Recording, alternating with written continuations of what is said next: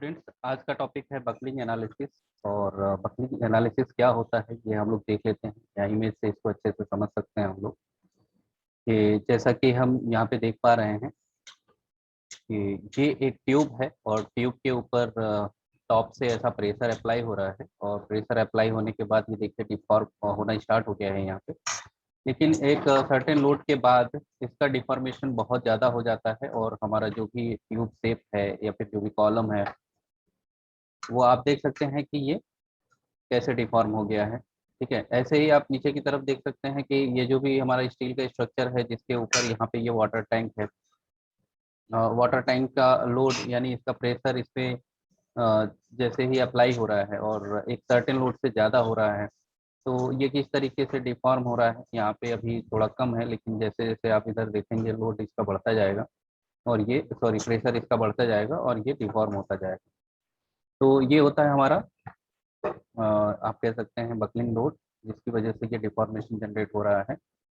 तो हम एक एग्जांपल लेंगे। एग्जांपल में क्या होगा, हमारा एक यहाँ पे एक कॉलम होगा जो कि सॉलिड है, एक रेक्टेंगुलर शेप का ये कॉलम है। इसके टॉप से हम प्रेशर अप्लाई करेंगे, और प्रेशर का कंडीशन क्या है कि देखिए कॉलम की कंडीशन क्या है कि ये नीचे से फिक्स है। बाउंड्री कंडीशन में इसका क्या है कि ये फ्रॉम द बॉटम ये क्या फिक्स्ड है, and from the top we are applying a certain pressure. Then what will be done? चलिए इसको हम लोग देखते हैं। तो इसके लिए हमें क्या करना होगा, एनसिस के अंदर जाना होगा, और एनसिस में सबसे पहले हम यहाँ पे स्टैटिक स्ट्रक्चरल एनालिसिस करेंगे। स्टैटिक स्ट्रक्चरल के अंदर हमें सारे बाउंड्री कंडीशंस डिफाइन करने होंगे, और फिर हम उसको लिंक करेंगे लीनियर बकलिंग एनालिसिस से। तो जैसा कि आपको पता है कि इंजीनियरिंग डाटा के अंदर हम लोग इसके मटेरियल प्रॉपर्टी को डिफाइन करते हैं, और ज्योमेट्री में हम क्या करेंगे, इसकी ज्योमेट्री क्रिएट करेंगे। अगर हमारे पास ज्योमेट्री पहले से बनी हुई है तो हम उसको यहाँ पे असाइन इंपोर्ट कर सकते हैं। इंपोर्ट करने का भी ऑप्शन यहाँ पे दिया गया है।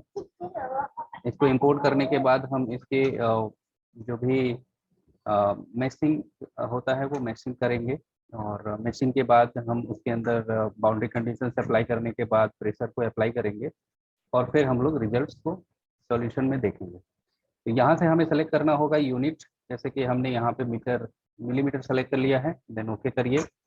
ओके करने के बाद जिस प्लेन पे आप वर्क करना चाहते हैं प्लेन को सेलेक्ट कीजिए। सेलेक्ट करने के बाद आप यहाँ से स्केच में जा सकते हैं। पहले आप इसको ये है हमारा टूल जिसका नाम है पैरेलल टू स्क्रीन, और फिर हम यहाँ से स्केच में जा करके जो भी शेप लेना चाहते हैं, जैसे कि हम चाहते हैं कि यहाँ पे एक रेक्टेंगुलर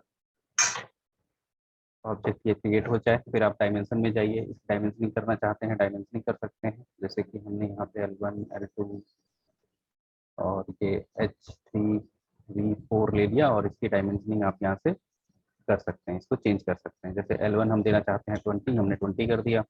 L3 हम देना चाहते हैं, इसे भी हम 20 या 30 कर सकते हैं, 30 हमने कर दिया। तो हॉरिजॉन्टल को हमने 30 दिया था, तो इसे हमने 50 डिफाइन कर दिया ताकि ये सिमेट्रिक रहे।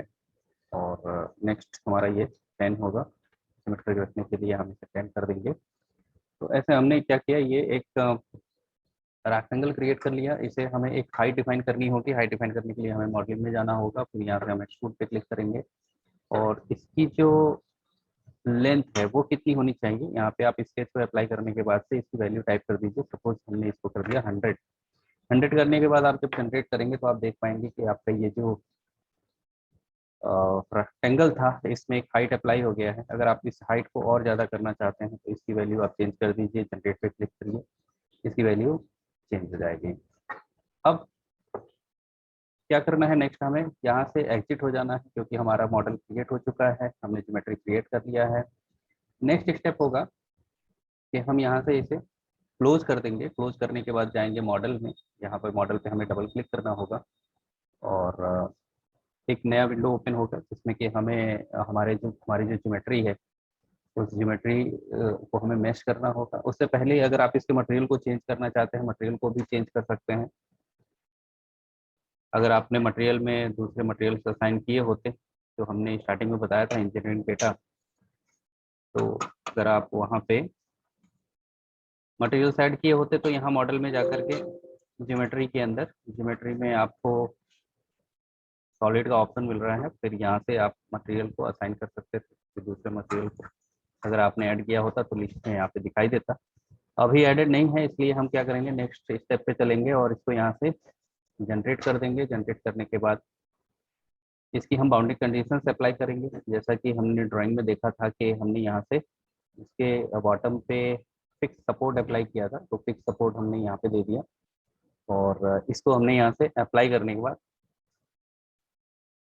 सरफेस को सेलेक्ट करने के बाद अप्लाई कर दिया। अब हमें क्या करना है, नेक्स्ट बाउंड्री कंडीशन में क्या देना है, यहाँ पे टॉप से हमें प्रेशर अप्लाई करना है इन डायरेक्शन ऑफ एक्स।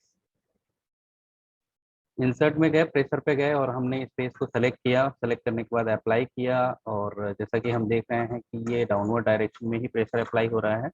और यहाँ प्रेशर हम देंगे मेगा पास्कल में। हमने मेगा पास्कल में 40 मेगा पास्कल प्रेशर अप्लाई कर दिया। और उसके बाद हम रिजल्ट में देखेंगे कि क्या आता है। सॉल्यूशन में जाएंगे, सॉल्यूशन के अंदर हमें यहाँ पे ऐड करना होगा टोटल डिफॉर्मेशन। टोटल डिफॉर्मेशन को हम यहाँ से सॉल्व कर दें। सॉल्व करने के बाद जो आपको रिजल्ट दिखाई देगा वो स्टैटिक स्ट्रक्चरल एनालिसिस के अंदर रिजल्ट आपको दिखाई देगा। डिफॉर्मेशन भी आपको ऐसे ही दिखाई देगा, लेकिन अगर आप बकलिंग में देखना चाहते हैं तो बकलिंग के लिए आपको लिंक करना पड़ेगा। तो पहले ये सॉल्यूशन हो रहा है, आफ्टर सॉल्यूशन हम इसको देखेंगे कि यहाँ पे जो डिफॉर्मेशन हो रहा है वो किस तरीके से हो रहा है। जैसे कि हमने प्रेशर दिया था और यहाँ पे फिक्स किया था, तो स्ट्रक्चरल एनालिसिस के अंदर डिफॉर्मेशन आपको इस प्रकार से दिखाई दे रहा है। नेक्स्ट अब हमें क्या करना है कि इसको लिंक करना है। तो इसके सॉल्यूशन पे हम ऐसा राइट क्लिक करेंगे, राइट क्लिक किए रहेंगे, देन ट्रांसफर डाटा न्यू, और यहाँ जा करके हमने क्या किया, इसको लीनियर बकलिंग से लिंक कर दिया। और अब हमें क्या करना होगा, यहाँ पे जा करके इसका सेटअप पे डबल क्लिक करना होगा। और क्योंकि हमने यहाँ टॉप में केवल प्रेशर अप्लाई किया था, कोई हमने यहाँ पे बाउंड्री कंडीशन नहीं दिया था। अभी हमें क्या करना है, सारी चीज़ें अप्लाइड हैं। सॉल्यूशन, सॉल्यूशन में टोटल डिफॉर्मेशन है, ये तो स्ट्रक्चर एनालिसिस है। और अभी बकलिंग के अंदर हमने क्या किया, यहाँ से इंसर्ट में जाकर के, सॉरी सॉल्यूशन के अंदर यहाँ से जाकर के हमने यहाँ पे डिफॉर्मेशन, टोटल डिफॉर्मेशन ऐड कर दिया। और ये सब ऐड है ही पहले से, हमें करना क्या है, बस इसको यहाँ से सॉल्व कर देना है। और सॉल्व करने के बाद हम यहाँ पे जब रिजल्ट चेक करेंगे तो हम देख सकेंगे कि रिजल्ट किस तरीके से यहाँ पे चेंज हो जाता है। बकलिंग के अबाउट यहाँ पे जो है एनालिसिस होता है। ये सॉफ्टवेयर थोड़ा समय लेता है एनालिसिस करने के लिए, सॉल्यूशन के लिए, तो हमें वेट करना पड़ेगा। After solution we can see the result in animation and also in color, where is the maximum deformation and where is the minimum. And with the help of prop also we can check कि कितना कहाँ किस point पे deformation generate हो रहा है इस load की वजह से। ठीक है जी। अब आपको यहाँ पे टोटल डिफॉर्मेशन पे क्लिक करना है। आप देख सकते हो कि यहाँ पे ये डिफॉर्मेशन हो रहा है, कुछ आपको देखने से ही यहाँ पे पता चल रहा होगा। चलिए इसको एनिमेशन में देख लेते हैं। जब हम एनिमेशन में कर रहे हैं तो देखिए, ये जब हमने प्रेशर ऊपर से अप्लाई किया तो डिफॉर्मेशन जो है मैक्सिमम तो टॉप में ही हो रहा है, लेकिन आप देखिए इसके डायरेक्शन है ना, ये जो डायरेक्शन है इसमें भी आपको दिखाई दे रहा होगा। अगर हम इसके टॉप को भी एक बाउंड्री कंडीशन दे दें कि हमें जो हमारा टॉप पॉइंट है ये तो जैसा कि आप देख रहे हैं कि प्लस जेड और माइनस जेड में ऐसा मूव कर रहा है, तो ये हम जो है कंडीशंस में अप्लाई कर दें कि जेड के अंदर इसका मूवमेंट नहीं होना है और वाई में भी नहीं होना है, केवल ये एक्स के अंदर फ्री रहेगा मूव करने के लिए। तब देखते हैं कि इसका जो डिफॉर्मेशन है वो कैसे हो रहा है। तो इसके लिए हमें क्या करना होगा, यहाँ से स्टैटिक में जा करके, इंसर्ट में जा करके यहाँ से डिस्प्लेसमेंट देना होगा। और डिस्प्लेसमेंट देने के लिए हमने क्या किया, इसको सेलेक्ट किया। सेलेक्ट करने के बाद हमें किस फेस को सेलेक्ट करना है, जैसे कि ये टॉप फेस को हमने सेलेक्ट कर लिया, अप्लाई किया और हमने यहाँ से एक्स को फ्री रखा, वाई में हमने इसको क्या कर दिया, वाई के अंदर हमने इसको कर दिया। तो हमें क्या करना होगा, फ्री नहीं रखना है, जीरो कर देते हैं, फिर यहाँ पर भी जाते हैं, इसको भी हम जीरो कर देते हैं। ठीक है, और इसको फ्री रखा है हमने एक्स को, और ये बाउंड्री कंडीशन देने के बाद से इसको हम यहाँ से सॉल्व करेंगे और देखेंगे कि रिजल्ट में क्या आ रहा है।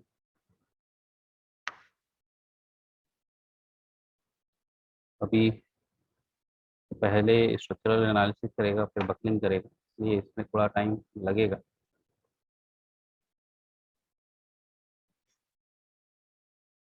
तो आप देख सकते हैं कि जब हमने बाउंड्री कंडीशन को चेंज किया, हमने एक्स के अंदर मूवमेंट और वाई के अंदर मूवमेंट को जब हमने रिस्ट्रिक्ट कर दिया और केवल एक्स में हमने फ्री रखा, तो अब जो डिफॉर्मेशन हो रहा है इसका, वो आप देख सकते हैं कि कुछ इस तरीके से हो रहा है।